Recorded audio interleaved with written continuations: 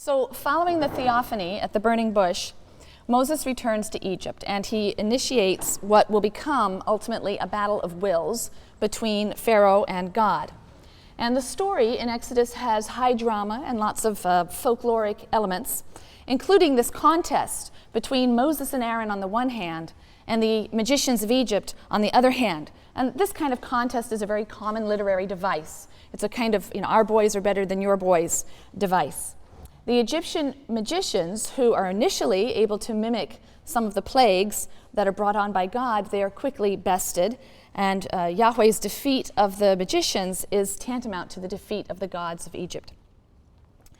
There are 10 plagues. These include a bloody pollution of the Nile, swarms of frogs, lice, insects, affliction of livestock, boils that afflict humans and animals, lightning and hail, locusts, total darkness, and all of this climaxes in the death of the firstborn males of Egypt in one night. And source critics looking at this material discern numerous diverse sources that are interwoven throughout. And these sources preserve differing traditions on the number and the nature of the plagues, as well as the principal actors in the drama, God, Moses, Aaron. So according to the source critical analysis, no source contains 10 plagues. I think J has 8, and E has 3, and P has 5, and some of them are the same as one another, and some of them are different, and so on. Some of them are unique to one source, some are not. But ultimately, the claim is that these have all been merged and have left us then with an overall total of 10. This may in fact be true. Nevertheless, as much as we like to engage sometimes in this kind of analysis about the sources that have gone into the composition of the text, it's also always important to keep your eye on the final form of the text as we've received it. Literary analysis that is sensitive to the larger contours of the account will reveal the artistic hand of the final editor. I've charted this at the top of the board here. Some scholars have noticed that the plagues are organized in 3 sets of 3. And there are literary links that connect them and make it clear that these are 3 sets of 3, followed by the climactic 10th plague. And again, 3 and 10 are ideal numbers in our biblical texts. Each set of 3 shares certain structural and literary features. So in each set, the first and second plague are forewarned. That's what the FW is on the side, whereas the third plague is not. So a warning, and then a third plague. A warning, and then a third plague. A warning, and then a third plague. In each set, the first plague is accompanied by a notation of the time in the morning. It's also introduced by God's speech, when God says, "Present yourself before Pharaoh," and to do this in the morning. So each of the first plagues in the sets of 3 is introduced this way. The second plague in each set of 3 is introduced with the divine instruction, "Go to Pharaoh." The third plague in each set has no forewarning and no introduction. So this sort of structural repetition creates a crescendo that leads then to the final and most devastating plague, which is the slaughter of the Egyptian firstborn sons. The slaughter may be understood as measure for measure punishment for the Egyptians' earlier killing of Hebrew infants, but it's represented in the biblical text as retaliation for Egypt's treatment of Israel, and Israel is referred to as the firstborn son of Yahweh. So in Exodus 4, verse 22, Yahweh tells Moses to say to Pharaoh, "Thus says the Lord, Israel is my firstborn son. I have said to you, let my son go, that he may worship me, yet you refuse to let him go. Now I will slay your firstborn son." So it's seen as retaliation. In this last plague, God, or his angel of death, passes over Egypt at midnight, slaying every Egyptian firstborn male.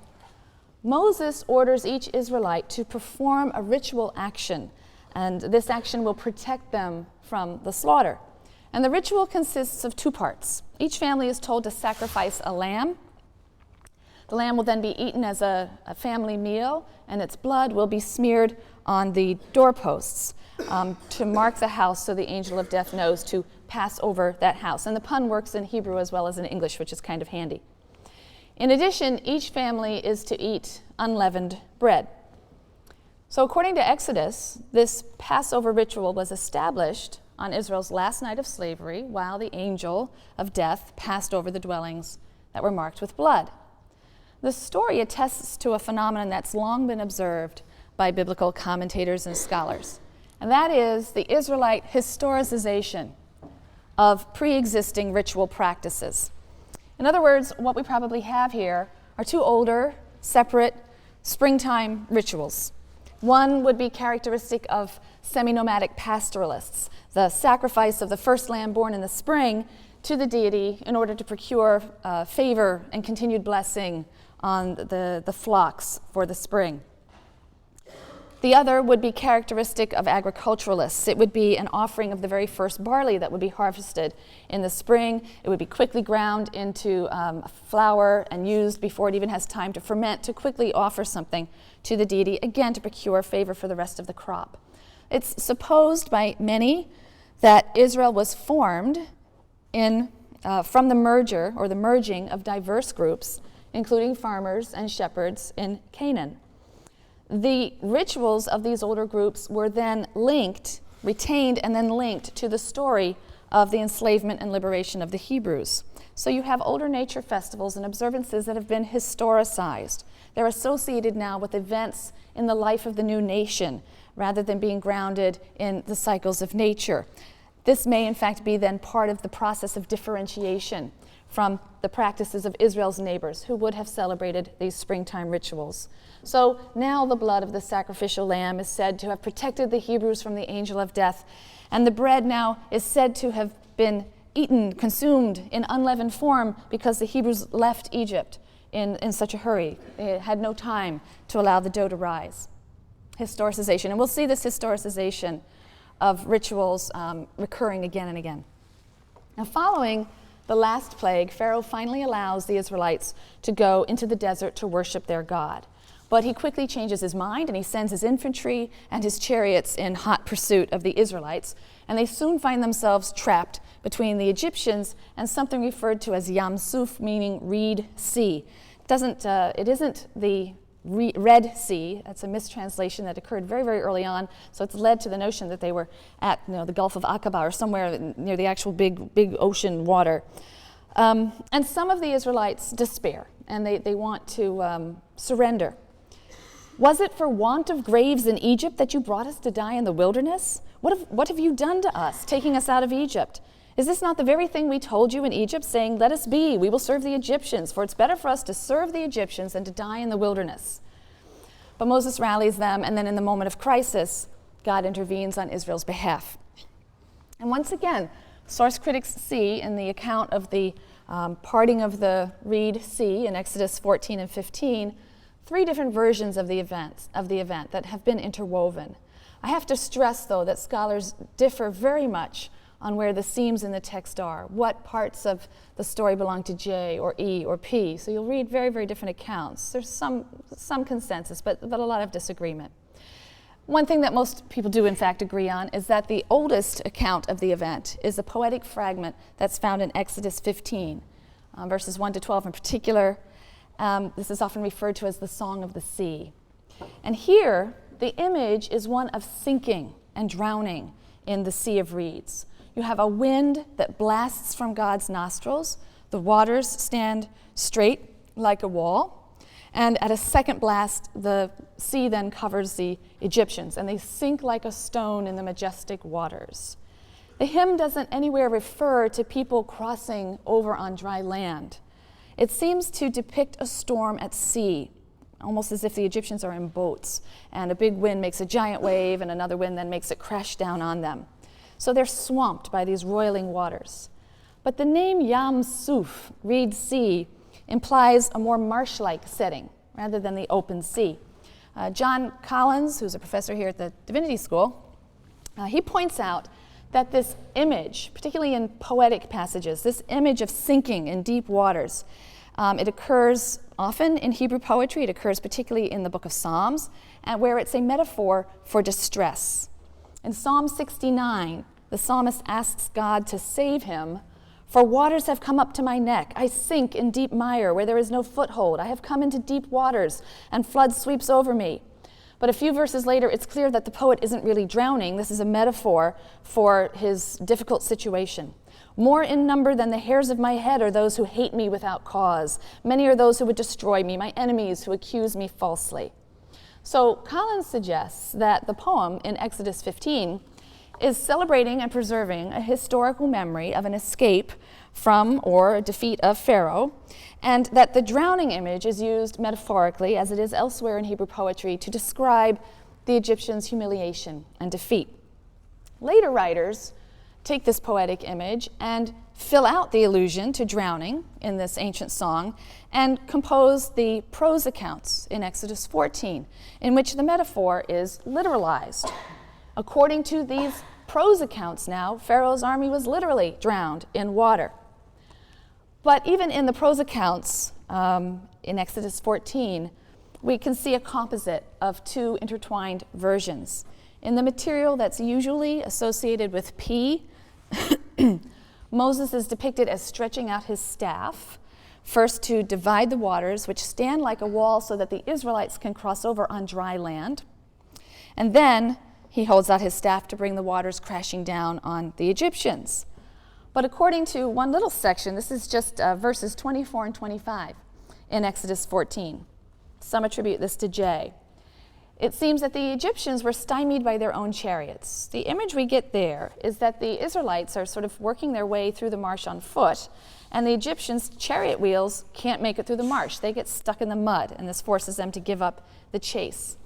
So the final narrative that emerges from this long process of transmission, perhaps a core image of escape on foot where chariots are bogged, a poem that describes the defeat in metaphorical terms using a drowning and sinking image, and then prose elaboration on these previous traditions that have a very dramatic element of the sea being parted and crashing down on the Egyptians.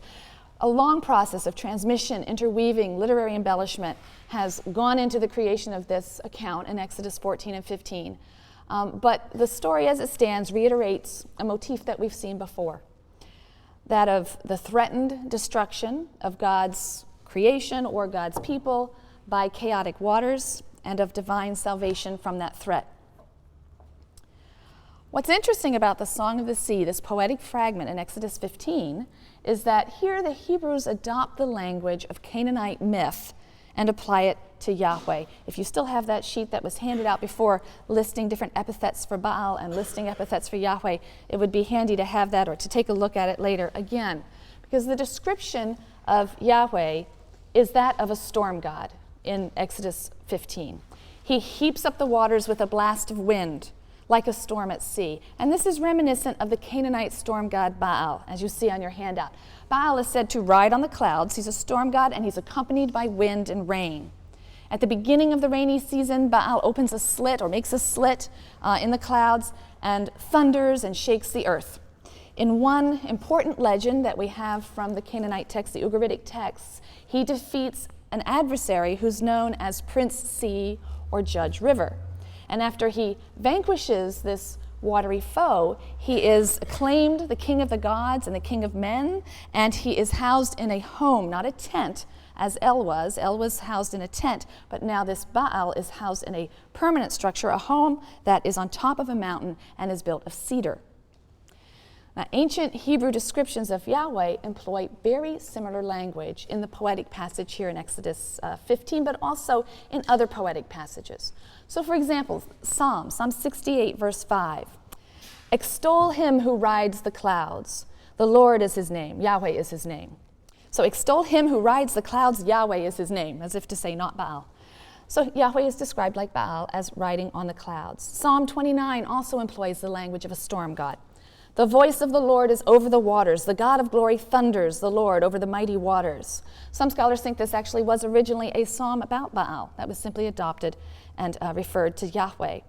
Images of God engaged in a battle with some kind of watery foe also appear in the psalm. Psalm 74. O God, my king from of old, who brings deliverance throughout the land. It was you who drove back the sea with your might, who smashed the heads of the monsters in the waters, and so on. Judges 5 is also another ancient song fragment in verses 4 to 5 that uses the same kind of imagery. Now, Michael Coogan, who's a very important biblical scholar and an expert in the Canaanite text, the Ugaritic materials, he's made some intriguing observations in connection with the biblical representation of Yahweh in terms that are so reminiscent of the storm god Baal. He notes that Baal was the key figure in a change in the religion of Canaan that happened somewhere between 1500 and 1200 BCE.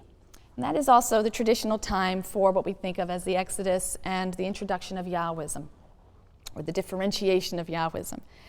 At this time, somewhere in this period, there was a transfer of power in the Canaanite pantheon, so that from a transfer of power from the older gods to the younger gods. The older god El, the sky god, was replaced by the younger storm god Baal, and he was replaced by virtue of his defeat of Prince Sea, or whoever this watery foe is. So El is replaced by Baal after a defeat of some watery foe. Coogan notes that at about the same time, there seems to have been a similar change in many of the world's traditions, or many of the traditions of the region. You have a younger storm god who usurps power from an older god by virtue of a victory over a water god. Remember Enuma Elish, which we read at the very beginning of the semester. You have the young storm god, Marduk, who defeats Tiamat, the watery, ferocious, deep monster, and does so by blasting a wind into her, and so establishes his claim to rule instead of the old sky god, An or Anu. In India, the storm god Indra, about this time, assumes the place of a previous god, Dios. And in Greece, Zeus, who is associated with the storm, right? Thunder, lightning bolts. You think of in the hands of Zeus, he replaces Kronos, who had been the head of the pantheon. And so here in Exodus, we find that just as the nation of Israel is coming into existence, just as the Israelites are making the transition from a nomadic existence to a more settled way of life, ultimately, in their own land, there seems to be a collective memory of a similar change in her religion. Like the storm gods in the myths of Israel's neighbors, Yahweh heaps up the waters with a blast of wind. He wins a stunning victory. He establishes himself as the God of the Israelites in place of El, who was worshipped by Israel's patriarchs, remember? And like the Canaanite god Baal, Yahweh, as we will see as we continue to read the text, he will eventually want a house for himself atop a mountain, Mount Zion, and it will be lined with cedar. There are, of course, important ways in which Israel's use of the storm god motif diverges from that of other ancient Near Eastern stories. The most important is that Yahweh's battle is a historic battle rather than a mythic battle, right? The sea is not Yahweh's opponent, right? Nor is Yahweh's enemy another god. Yahweh is doing battle here with a human foe, the Egyptian Pharaoh and his army. The sea is a weapon deployed. It's a weapon in the divine arsenal, and it's deployed on behalf of Israel. But again, Yahweh is depicted by the biblical writer as transcending nature, using forces of nature for a historical purpose, acting in history to deliver his people and create a new nation, Israel. So just as in Genesis 1, the universe is created when the wind of God parts the primeval waters, so in Exodus 14 and 15, a new nation is created when the wind of God parts the waters of the Reed Sea. But to describe what was understood to be a historic event, a one-time event, not a recurring mythical event, but a historic event, the ancient Israelites employed language and images drawn naturally from the traditions and myths of their broader cultural context, or I should say that were the cultural context in which they themselves existed, while at the same time differentiating themselves to some degree. Now, as has long been noted, the Exodus event became the paradigm of God's salvation of his people. And when I say salvation, I don't mean that in the later Christian sense of personal salvation from sin. That's a notion that's anachronistically read back into the Bible, into the Hebrew Bible. It's not there. Salvation in the Hebrew Bible does not refer to an individual's deliverance from a sinful nature. This is not a concept we find in the Hebrew Bible. It refers instead to the concrete, collective, communal salvation from national suffering and oppression, particularly in the form of foreign rule or enslavement. When biblical writers speak of Yahweh as Israel's Redeemer and Savior, they are referring to Yahweh's physical deliverance of the nation from the hands of her foes. We're going to see this increasingly as we move into the prophetic material.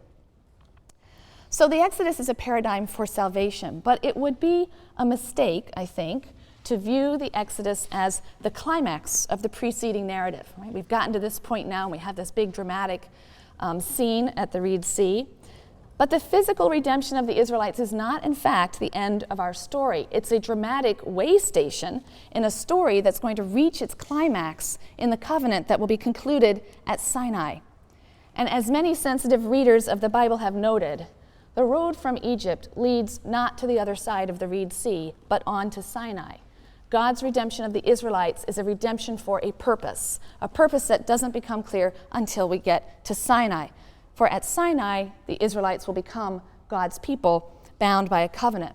And so the story continues. In the 3rd month after the Exodus, the Israelites arrive at the wilderness of Sinai. And they encamp at the mountain where Moses was first called by God, the text says. The covenant concluded at Sinai is referred to as the Mosaic Covenant. So this is now our 3rd covenant that we have encountered. We will have one more coming. And the Mosaic Covenant differs radically from the Noahide and the Abrahamic or patriarchal covenants that we've already seen, because here, God makes no promises beyond being the patron or protector of Israel. And also, in this covenant, he sets terms that require obedience to a variety of laws and commandments.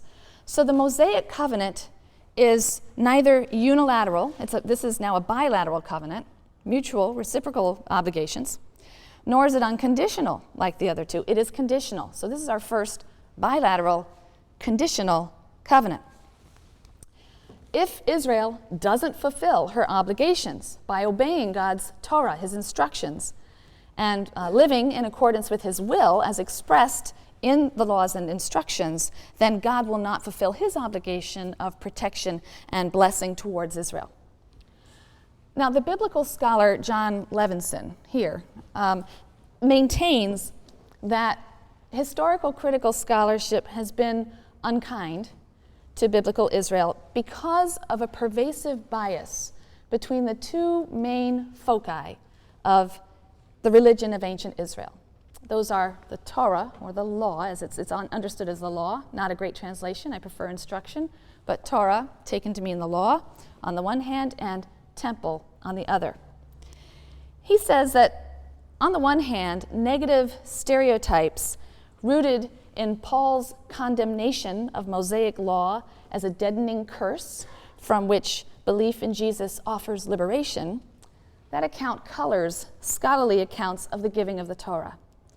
On the other hand, a Protestant distaste for priest-centered cultic ritual colors scholarly accounts of the temple and its meaning for ancient Israelites. So that these biases are so much embedded in our culture, he says, they permeate the work of even secular scholars of the Bible. So that a negative view of the law affects interpretation of the book of Exodus. Scholars tend to place great emphasis on the deliverance from Egypt as the high point in the Exodus narrative, rather than the more natural literary climax, which is the conclusion of the covenant at Mount Sinai and the delivery of the Torah. So Levinson, in his book, Sinai and Zion, he tries to correct this prejudicial treatment. He says he seeks to give the two central institutions of Torah on the one hand and temple on the other a fair hearing. So in his book, Sinai and Zion, Levinson explores these, what he calls the two great mountain traditions that express these central concepts. The tradition of Mount Sinai, that's where Israel received the Torah and entered into this defining covenantal relationship with God. And then on the other hand, the tradition of Mount Zion. Zion will be the future site of the nation's holy temple in Jerusalem. Mount Zion is in Jerusalem. It's the Temple Mount today, where the mosque now is. Today, we'll consider Levinson's analysis of the Sinai tradition as an entree into the Israelite concept of the Torah and the covenant bond, its meaning and its implications. So Levinson stresses the importance of the covenant formulary. There are ancient Near Eastern parallels to the Sinai covenant of the Bible, especially Hittite treaties that date to 1500 to 1200 or so. Also Assyrian treaties in about the 8th century, but they are in many ways continuous with what you find in the Hittite treaties. Treaties between a suzerain and a vassal. Remember, we talked about two types of treaties, suzerainty treaties and parity treaties between equals, but suzerainty treaties are between a suzerain, who has a position, obviously, of power and authority, and a vassal. And he details the following 6 elements, which I hope you can all see, especially in the Hittite Treaties. They're not all found in every treaty, but they're often enough found that we can speak of these 6 elements. First, there is a preamble. That's found in everyone. The suzerain identifies himself. Second of all, there's generally an account of the historical circumstances that are leading to the treaty, so some kind of historical prologue. Then we usually have some sort of set of stipulations and requirements upon the vassal generally. Fourth, there's generally some arrangement either for the publication of the treaty or its deposition, its safekeeping in some sort of shrine. There is generally a concluding invocation of witnesses. Usually the gods are invoked as witnesses to a binding oath, some kind of covenantal oath that brings the treaty into effect, and it's witnessed by gods. Lastly, there will be very often a list of blessings for the party who obeys and curses for the party that violates the pact. And the curses are particularly emphasized in the Assyrian treaties. They're really fun reading.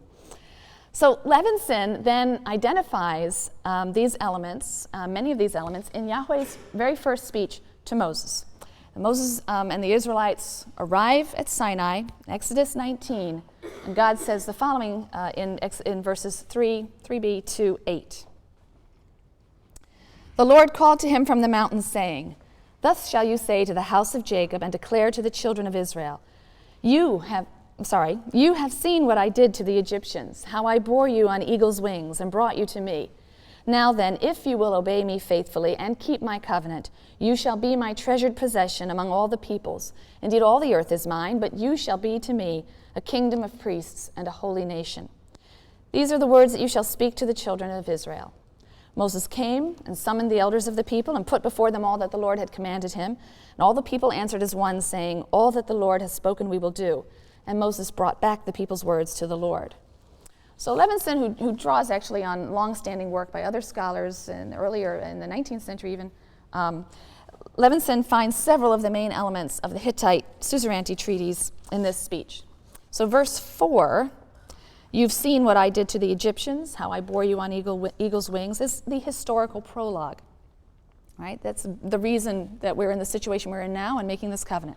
Verse 5 contains God's stipulations. It's a very general, conditional, if you obey my laws, basically, keep my covenant, obey me faithfully. That's the conditional. That's going to be filled out and articulated at great length in the following chapters, in the subsequent chapters, where all the laws they have to obey are spelled out.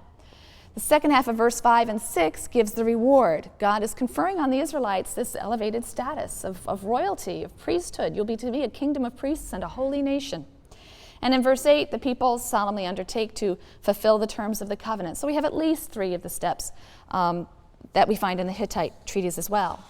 If we take a broader view of the full biblical account of Israel's covenant with God, all 6 elements can be identified in the biblical narrative. They're scattered throughout the text, however. We have the preamble and the historical background to the covenant in God's summary introduction to the people in Exodus 20. "I am Yahweh who brought you out of the land of Egypt." It sums it all up. Introduction, who I am, and why we are historically connected. So this fact, God's bringing Israel out of Egypt, presumably establishes God's claim to sovereignty. The terms of the treaty are then stipulated at great length in the instructions that are found in Exodus chapter 20 through chapter 23. Moses reads the book of the covenant, it's called, the scroll of the covenant, publicly. This is said in Exodus 24, verse 7. In Deuteronomy, we read that it will be deposited for safekeeping in a special ark. The Israelites vow that they will obey, Exodus 24, verse 3, also 7b. The covenant is then sealed by a formal ritual. In this case, it's a sacrifice in Exodus 24, verse 8. In a monotheistic system, you can't really call upon other gods to be witnesses to the sealing of the oath. So we have heaven and earth being invoked as witnesses. Deuteronomy 4, verse 26. Deuteronomy 30, verse 19. 31, verse 28. Heaven and earth, the idea being perhaps the inhabitants thereof should witness. As for blessings and curses, we have a long list of each found in Leviticus 26 and Deuteronomy 28, also interesting reading. And some of these curses, particularly the ones in Deuteronomy, bear a very striking resemblance to curses in an Assyrian treaty that we have that was found, dates to about 677 BCE, the Assyrian king Esarhaddon, and many of the curses are really almost word for word. So while no one passage contains all of the elements of the Hittite treaty form, there are enough of them scattered around to suggest it as a model, as well as its later instantiation in Assyrian culture. So what's the meaning of this? Why does it matter that Israel understands its relationship with God and uses the covenant as the vehicle for expressing its relationship with God, the vehicle of the suzerainty treaty? Levinson, according to Levinson, the use of a suzerainty treaty as a model for Israel's relationship to Yahweh expresses several key ideas. It captures several key ideas. First, the historical prologue that's so central to the suzerainty treaty grounds the obligations of Israel to Yahweh in the history of his acts on her behalf. Right, so it's grounded in a historical moment. We'll come back to this and what that might mean about her perception of God. Second, the historical prologue bridges the gap between generations. Israel's past and present and future generations form a collective entity, Israel, that collectively assents to the covenant. And even today, at Passover ceremonies everywhere, Jews are reminded to see themselves, are reminded of the obligation to see themselves as if they personally came out of Egypt and personally covenanted with God. The historical prologue, thirdly, explains why Israel accepts her place in the suzerain-vassal relationship. Israel's acceptance of a relationship with God doesn't stem from mystical introspection or philosophical speculation, Levinson says. Instead, the Israelites are affirming their identity and their relationship with God by telling a story whose moral can only be that God is reliable. Israel can rely on God just as a vassal can rely on his suzerain. The goal is not, Levinson says, ultimately the affirmation of God's suzerainty in a purely verbal sense. Right? The point is not mere verbal acclaim of God as suzerain. Levinson points out that the affirmation of God's suzerainty is rendered in the form of obedience to commandments, not mere verbal acclamation. Observance of God's commandments is, as Levinson puts it, the teleological end of history. Why is that important? Unless we recognize that the road from Egypt leads inextricably to Sinai, that the story of national liberation issues in and is ultimately subordinate to the obligation to God's covenantal stipulations and observance of his laws, then we run the risk of doing what has been done for some centuries now, of reading Exodus as first and foremost a story of a miraculous delivery, rather than the story of a relationship, which is expressed through obligations to the observance of specific laws, commandments, and instructions. So the suzerain-vassal model has further implications. Other scholars, Levinson and other scholars, point many of these out. Just as the ancient Near Eastern suzerainty treaties specify that vassals of a suzerain are to treat other vassals of the suzerain well, Israelites are bound to one another then as vassals of the same suzerain and are to treat one another well. And so covenant in Israel becomes the basis of social ethics. Right? It's the reason that God gives instructions regarding the treatment of one's fellow Israelites. Right? So the suzerain-vassal relationship grounds the social ethic within Israel. Also, just as a vassal cannot serve two suzerains, that's pretty explicit in all the treaties. You owe exclusive service to your suzerain. So the covenant with God entails the notion of Israel's exclusive service of Yahweh. The assertion is not that there is no other God, but that Israel will have no other God before Yahweh. The jealousy of the suzerain is the motivation for prohibitions against certain intimate contact with non-Yahweh peoples, because these alliances will end up entailing recognition of the gods of these peoples.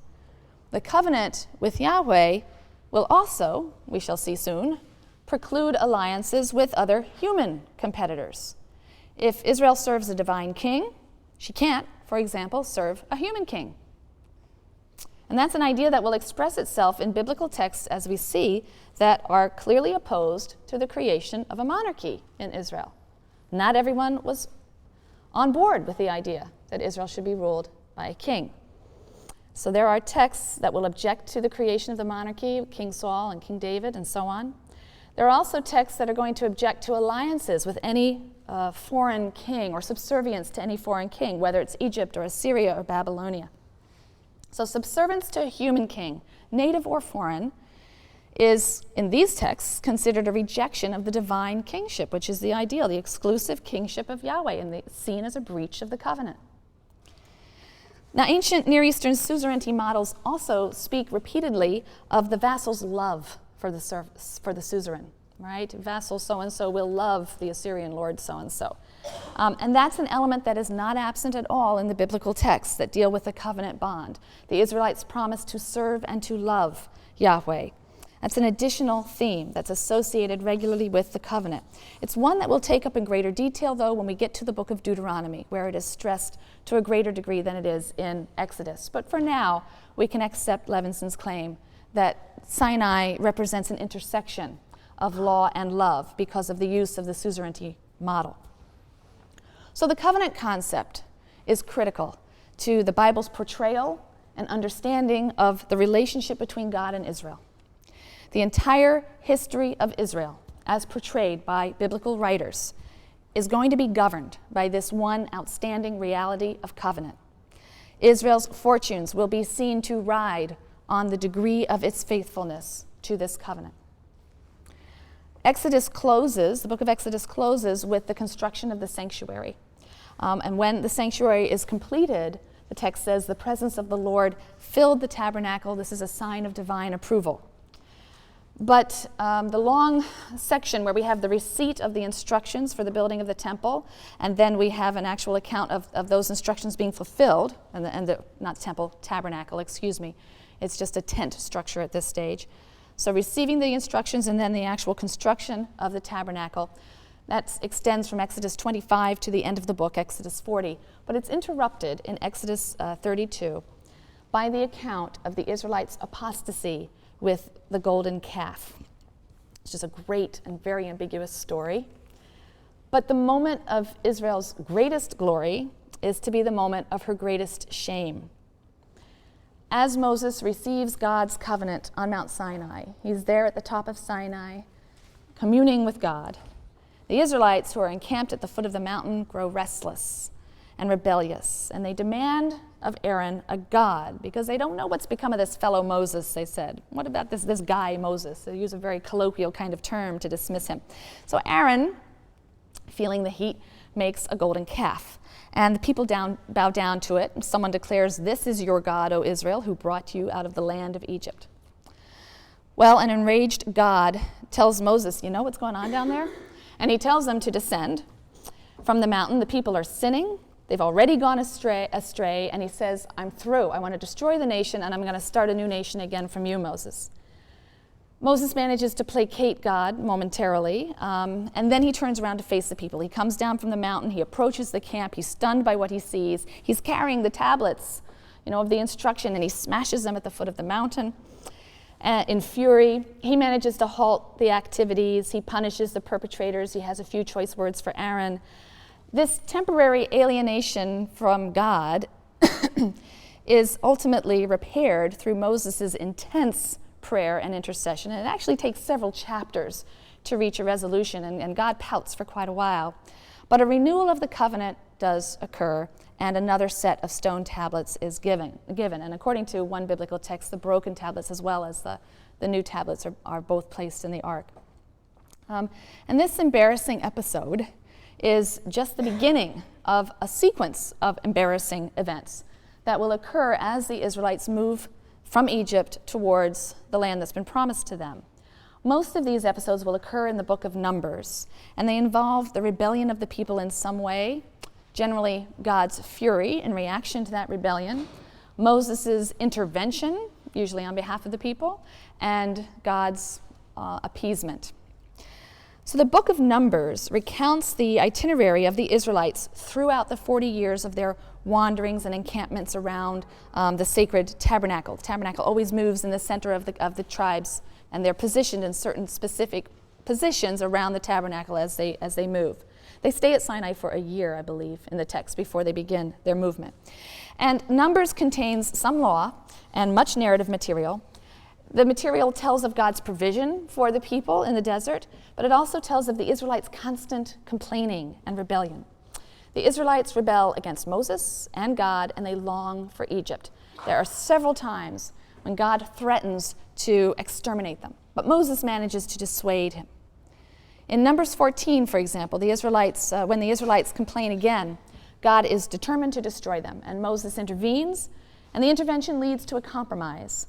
God swears that none of the adults who witnessed the Exodus, with the exception of Joshua and Caleb, who did not join in the rebellion, but none of the adults who witnessed the Exodus would see the fulfillment of God's salvation and enter the promised land.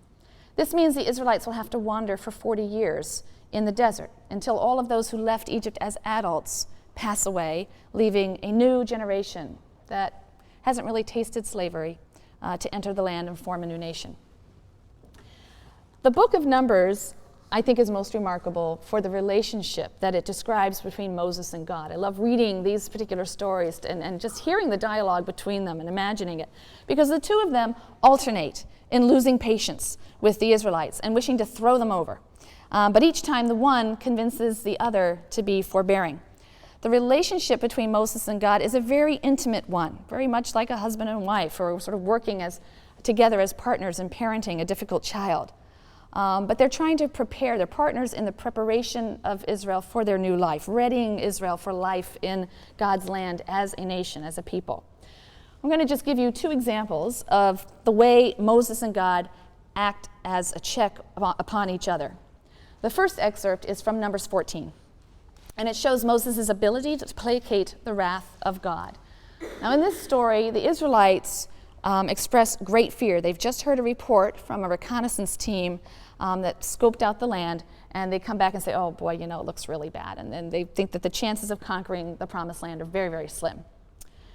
The whole community broke into loud cries, and the people wept that night. All the Israelites railed against Moses and Aaron.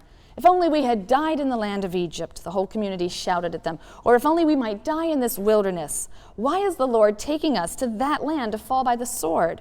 Our wives and children will be carried off. It would be better for us to go back to Egypt. And they said to one another, let's head back for Egypt. The presence of the Lord appeared in the tent of meeting to all the Israelites. And the Lord said to Moses, how long will this people spurn me? How long will they have no faith in me, despite all the signs that I've performed in their midst? I will strike them with pestilence and disown them, and I will make of you a nation far more numerous than they. But Moses said to the Lord, when the Egyptians, from whose midst you brought up this people in your might, hear the news, they will tell it to the inhabitants of that land. If then you slay this people to a man, the nations who have heard your fame will say, well, it must be because the Lord was powerless to bring the people into the land he had promised them on oath, that he slaughtered them in the wilderness. Therefore, I pray, let my Lord's forbearance be abounding in kindness, forgiving iniquity and transgression. Pardon, I pray, the iniquity of this people, according to your great kindness, as you have forgiven this people ever since Egypt. And the Lord said, I pardon as you have asked. So note God's offer to start all over again with Moses. This is a pattern with this God. Gets upset, a flood wipes him out. Let's start again. Still not too good. Let's choose one person, Abraham, see how that goes. They're disappointed. Let's go with Moses. So this is a bit of a pattern. But Moses refuses to accept the offer. And instead he defends the Israelites and he averts their destruction. He appeals primarily to God's vanity. What will the neighbors think if you destroy them? They'll think you couldn't fulfill your promise. They'll think you're not the universal God of history. But the roles are reversed in the following passage, and this is where the text blows hot and cold. In fact, there's a rabbinic image, there's a rabbinic tradition that talks about this period of time and has God and Moses talking, and God says, listen, between the two of us, whenever I blow hot, you blow cold, or when I pour hot water, you pour cold, and when you pour hot, I'll pour cold, and together we'll muddle through and get through here, and the Israelites won't be wiped out. But in this next passage, which is in Numbers 11, Moses is the one who's impatient with the Israelites' constant complaints and lack of faith, and he's ready to throw in the towel. I'll just read this last passage. The riffraff in their midst felt a gluttonous craving. And then the Israelites wept and said, "Oh, if only we had meat to eat.